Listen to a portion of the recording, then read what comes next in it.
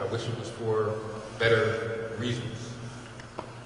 I'm going to turn it over to the chief in a second and have him brief you on the violence that we've seen in this community, which, by the way, is totally unacceptable, goes without saying, over the last couple of days.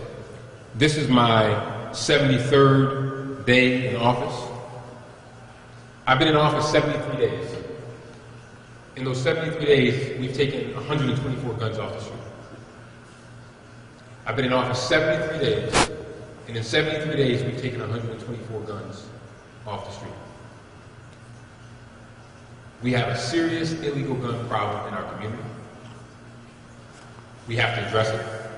Too many people have access to guns. Too many of our young people have access to guns. My first Sunday in office, I talked about a 14-year-old child that was murdered. And today, here I stand, 73 days later, talking about a 17-year-old that was murdered, getting off the school bus.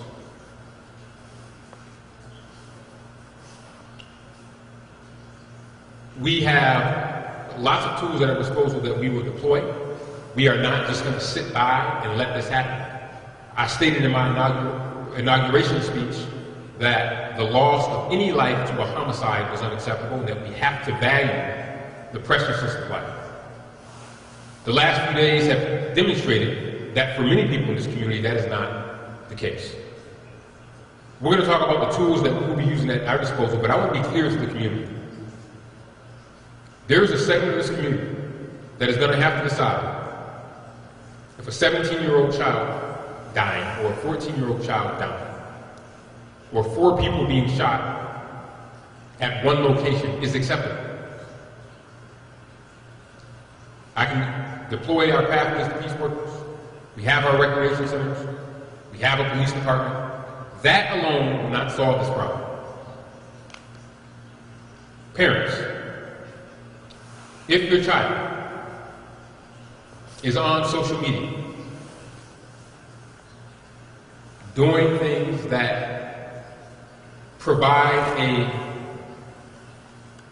window to how they might behave, you have an obligation to intervene. If you think that your child may have access to a gun, you have an obligation to intervene. This week, we will be continuing our work with the Rochester City School District, which I'll have Vic Saunders talk about.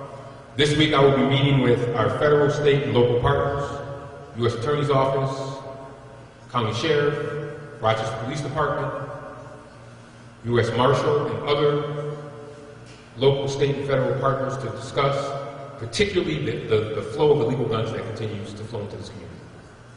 We have to do that choke point. Not all of us alone can take care of that.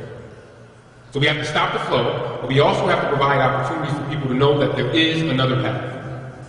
Now, you can go to the path, you can spend time in the county jail by going this way with the police, or you can decide to be hooked up with a job from Victor or Dr. Green, or mediation from Victor or Dr. Green, or you can go this way. We believe that the best path is the preventative one, and that is why we want to be able to do that. The other point I'll make before I turn it over to the chief to make comments about the levels, the violence in the last couple of days is that for those who may not know what to do, you want to get out of town. You want to get out of town. You want to get away. Call us. Call these folks. We can remove you from the situation that you are in. 124 guns in 73 days is great work. We should be celebrating it. But unfortunately, it is only the tip of the iceberg. Because it seems like for every one we take off the street, another 2 come in. And we know a bulk of them are not coming from Rochester. They're flowing in here. And we have to find a way to stop that choke point. And I look forward to talking to our partners about that. So what I'm going to turn it over to Chief Smith to provide some comments and information on the last 2 days, the last week, and then I'll have Victor Saunders come on. Chief. Thank you, Mayor. We've had 4 murders in the past 5 days.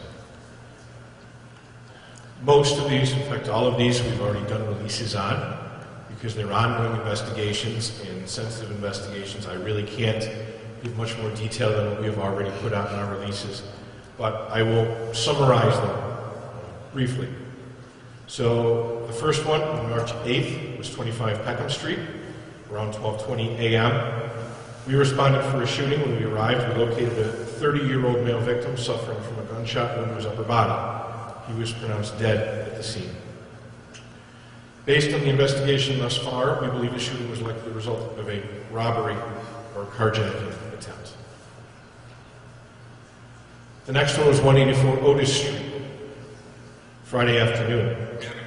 About 2:45 p.m., a 17-year-old victim who was coming home from school with 3 of his friends had just gotten off the school bus, and they were walking on the sidewalk on Otis Street. The unknown suspect was walking the other direction on Otis Street when the suspect opened fire. The victim was struck one time in the upper body and was pronounced at the scene. The 17-year-old victim who was walking home from school. Last night at approximately 1:50 a.m., we responded to the 400 block of State Street for the report of a male shot. Prior to our arrival, we had some additional information that multiple people had been shot. On scene, we actually located 4 victims. 2 of those victims have since succumbed to their injuries. Most of these violent crimes, and all violent crimes in the city of Rochester, are acts of violence between people who have some sort of previous association with each other. We know that most of these tragedies, someone knew what was going on. And had they reached out, it's quite possible that an intervention could have taken place.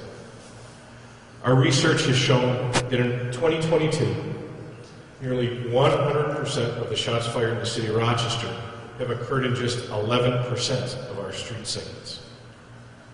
Very small area. We are targeting these violence micro-hotspots utilizing GIVE, which is our Gun-Involved Violence Elimination Program.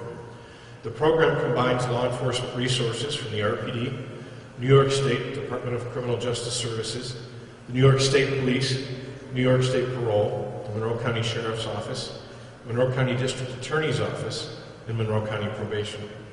It is evidence-based and data-driven to target violent areas and known violent offenders in our community.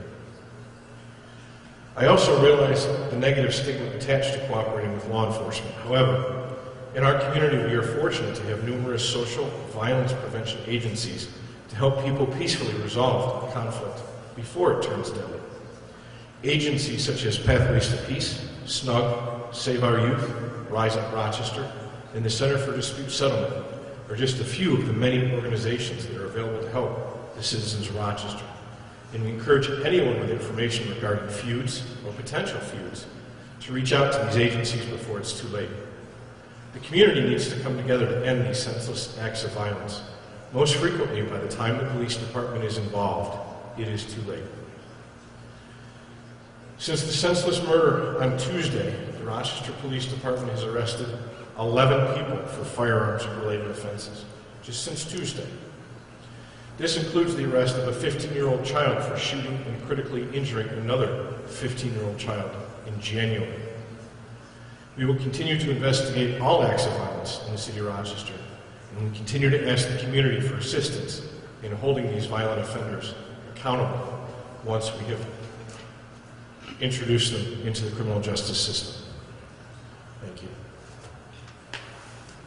Thank you. I will have Victor Saunders come up and talk about some of our work with the schools that we will be doing. He will talk about that. I've been in touch with the superintendent of schools to make sure that we provide any support that she may need from a violence prevention standpoint. And I'll be speaking with her again tomorrow. Mr. Saunders.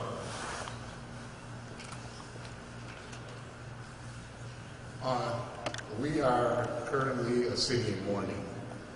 As the chief stated, the volatile issues of violence that we've had to deal with this week and affected so many as young as 17 years old and as old as 50 years old. We have families that are truly traumatized this week. We are dealing with a segment of our community that's showing total disregard for public safety, lack of empathy, and spiritual bankruptcy. The trauma that you must have had to endure to feel the need to carry and discharge a firearm indiscriminately at a person or an occupied dwelling, we struggle to understand. But we stand up here today offering assistance for you to turn in your guns, ask for assistance. Let us allow you to do something different than picking up a firearm to handle disputes and things of that nature. This is a total community problem. The fact that it means we all have a part to play to make our city safer. Put your guns down. Put your guns down. Let safe spaces exist where your own brothers, sisters, nieces, nephews, aunties, uncles, moms, and dads are not in danger. Please stop shooting at occupied dwellings, homes with children and grandparents in them. That does not make you a G. Please stop. Families we have to address are relatives who we know are living this way. Please be more aware of the actions of individuals you might have living in your home and the danger you and your loved ones might currently be in due to others' violence and affiliation. Please try and converse with individuals within your household that you feel might be on the fence about being involved in negative behaviors that could lend to owning a gun, carrying a gun, or being around people who are owning, carrying, and discharging firearms within a community. We understand that we have an entire call to action to our entire community to reach out to those who need intervention. If you're in an ongoing dispute with a rival faction, it does not need to end in gunfire and death. An interpersonal conflict does not need to end in gunfire or death. There are resources available. We have resources available within our community to assist in avoiding violence and homicide as an outcome for our problems. The numbers that you can call that will answer your call: 585-428-6339. That is the Pathways number. The Office of the Manager of Outreach for the City of Rochester, 585-314-8666. Please call us and think before you pick up a firearm. That's all we ask. And believe that we still have places that can remain safe if you will allow them to be. Thank you.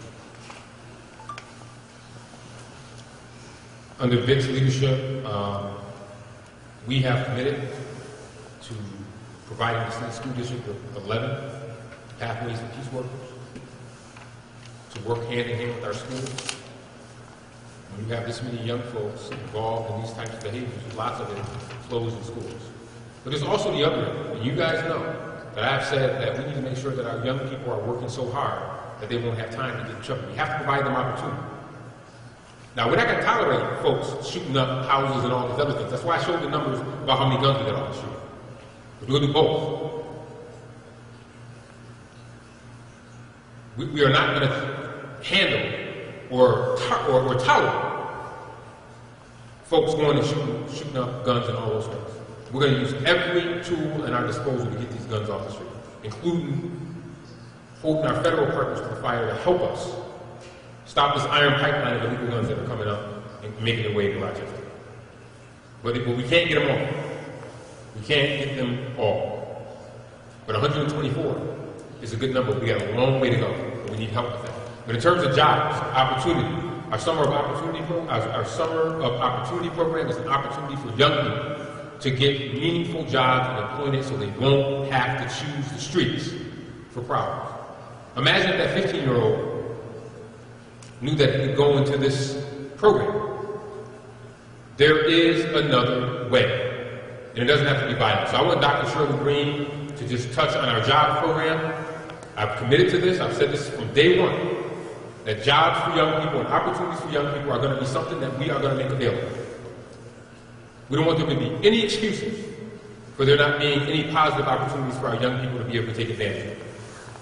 So I want Dr. Green to just come and talk about the Summer of Opportunity program, and also our honor centers that are places for our young people to go where they can engage in positive structured activity.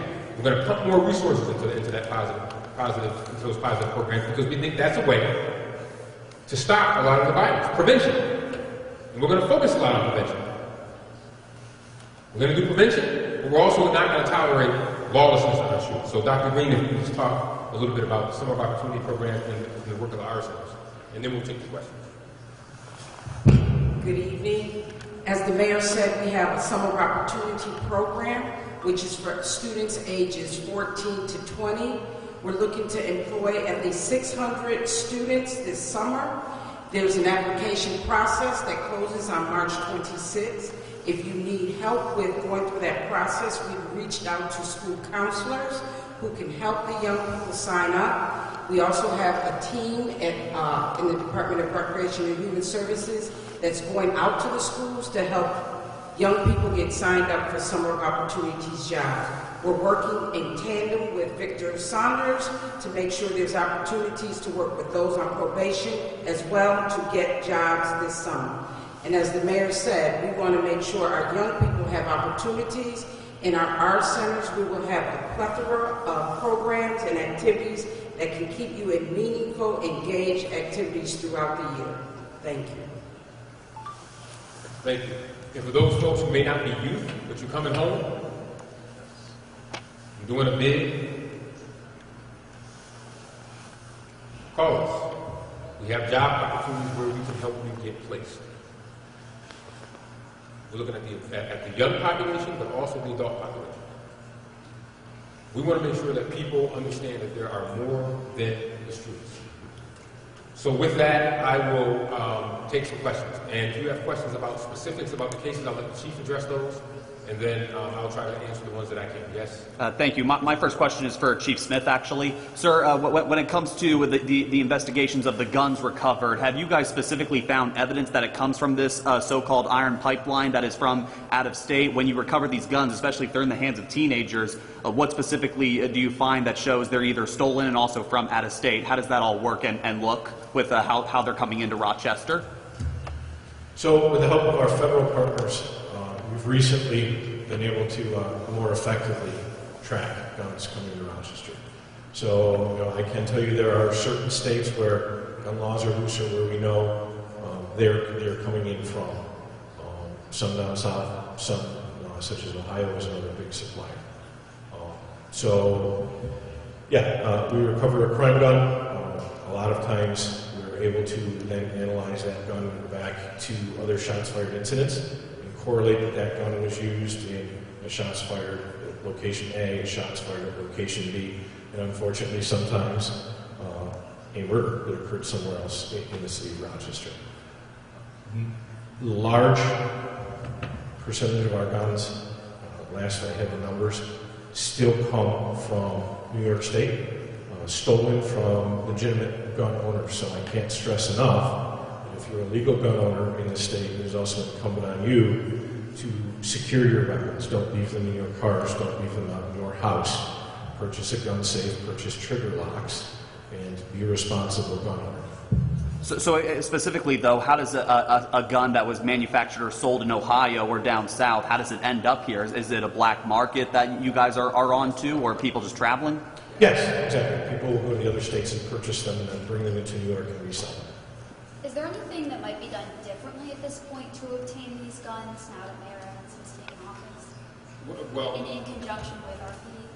Well, the one thing that's going to be different is that we're going to make sure that we collaborate with our state partners, which is why we're meeting with them this week. We're going to make sure that we make it clear that, and they've been very helpful, the ATF, and others, that we form strong partnerships with ATF and other folks on the federal level who are able to handle these guns, as well as folks who can provide also other forms of prosecution systems at the federal level. So we are going to use every single tool we can in our toolbox. as it relates to guns. Alex, just to follow your question, yeah, what happens is somebody drives down to Georgia, North Carolina, Pennsylvania, they load up their guns and they drive up the I-95 corridor and bring them in. That's what happens. Simple as that. Simple as that. And they're not going to the county clerk's office. They're not going to Jamie Romeo's office to the county clerk's office and filling out a form and wait for the judge to get back to them. They get their own guns. We have also recovered a couple of ghost guns as well. Yes. So I was just wondering, are you guys going to be working closely with the other agencies like the Monroe County Sheriff's Office and New York State Police Board to respond to calls on this and all that? Absolutely. Absolutely. And you will see an unprecedented partnership with all of our partners in law enforcement, as the chief mentioned. We have a meeting this week. Every single, from federal to local, sheriffs, state, ATF, marshals, they'll be here at City Hall with a meeting to talk about this issue. We cannot wait. The summer is coming. You see what happens during the wintertime. Imagine when it's 80 degrees outside. It used to be, when it was cold, people would take a break. But folks decided not to take a break. They're continuing this nonsense that ended 2021. They're bringing it into 2022. And we're going to send a message that we don't want it brought to 2022. And we're going to do our preventative approach. And when necessary, we'll also intervene. I have another question. This one from Chief. Yeah. So I was just wondering too, though, like, that's good that you're working with those agencies out there, but I was wondering too, like, what do you plan to do? Like, does this take a toll on the officers as well? Another thing I was asking, what about did bail reform have anything to do with this last year or so? I'll let the mayor address bail reform. As far as the toll on the officers, yes, as everyone knows, we do have a manpower shortage. We're very excited because we did get permission to give an April exam, which we have coming up, and we've actually had over 300 people apply. So that is good news. However, it takes time to hire and train people. So we are going into the summer with a deficit in patrol. We are looking at some ways that we can make better use of the resources we already have internally. To again, it's in the numbers. We need to be evidence-based and data-driven, and we need to target the known violent offenders because they are responsible for most, if not all, the violence, and a small percentage of people. The other thing we'll be doing is we're putting plans together for the summer, as we always do, to bring in the Monroe County Sheriff's Office to work with us on violence initiatives, and also the New York State Police will be coming in again this summer, as they have historically to work with us on the violence initiatives. In terms of your bail reform question, I mean, there are no silver bullets as to why we're seeing high levels of violence. It's all across the country. We like to try to find one thing that will solve it. There's not one thing that will solve it. That's why we're working on the preventative side and the intervention side. You got to be able to do both. There's no single answer, no single silver bullet. Well, I tell you one thing we have to do is work collectively to make sure that we stop it. I have a question for... You got 2 more questions and we're done. Yep. Okay. My question is for you, Doctor. Could you elaborate on the Summer of Opportunity program? You said the application deadline is March 26th. Where can parents go to fill out these applications? Can you explain how the applying process works? And what kind of jobs are these? What are you aiming for to help teenagers, A, get money in their pockets, but B, learn the value of, communities and hard work? So parents can go to the city's website. There's a link on the website where you can apply for Summer of Opportunity jobs. I will get a phone number to you shortly. But in terms of the types of jobs, we have a variety of jobs. We have jobs that will be here in city government. We have jobs that are in the community. So we're working with a number of businesses to help us provide opportunities for young people. If you're interested in IT, you can work in our IT department. If you're interested in recreation, we have a number of jobs in our recreation centers. So it's across the county. We work in partnership with Rochester WROC to help place young people across the county. Take one more question. I had a question for Victor. Just a chance to Mr. Saunders. A chance to elaborate on your efforts in the schools. At the start of your time here, you said that was a main focus for your work. So I guess just to elaborate on what you've achieved so far, but also the ways you have to go still. Basically, we've been having weekly meetings with the school district, making sure that they have coverage, assisting with their work with dispute and the social emotional issues arising in schools that can lead to disputes. We also have a strong push for the summer of opportunity programs within the school. All the schools across the area, in hopes that we can fill those 600 or so jobs and have a need for more. So in putting the 11 more bodies into the schools with Anthony Hall in control of our deployment, we also hope to be able to address more disputes within the school that have possibly came into the school from the community and vice versa. So in that way, we're going to strengthen our partnership so that we are aware of what's going on before it reaches the school, and so we can have greater control over the situation if it should reach the school building. Also, I wanted to speak about what the mayor stated about the employment aspect of individuals reentering the community from incarceration. We are doing a strong push to assist individuals in pre-release planning for employment and education and training as a way to understand that you don't need to go to the streets in order to do what you need to do to provide for your families.